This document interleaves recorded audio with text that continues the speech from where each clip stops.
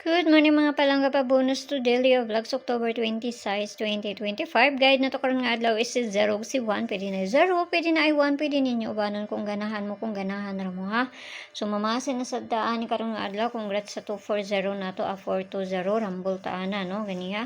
Ug sa to ang bispar gahapon. So pwede niyo balikan ang bispar nito gahapon ha. Ayaw mo kalimot ato kay mas manguan to no. Mabalik.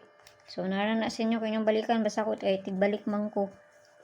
So, tanaw na po nato ni gahapon. Ang ato ang pabonus is si 011 o si 001 man siguro na. Ang kuana no?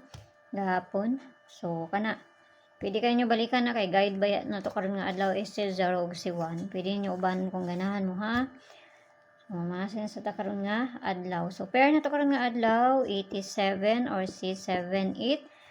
Nakapars na siya dito sa Inday. Adtuan ang na inyo dito. Basta ganahan mo ani. Pag di mo ganahan na, ayaw lang ninyo sabay kung tanaw ninyo nga layo ang ato ang bispar. Tanag mo subay na kay para makakuha na punta. So, dahil na to sa pabonus na to kay dahil rata mahuman. Dahil raman po kung maghatag diri oy, mamantay daghang langay. So, ang pabonus na to karon nga adlaw is si 358. Kana. May na-address ko. Amor po na kung ikahatag sa inyo ha. So, kamo na bahala nun sa ikakuha ninyo, anak.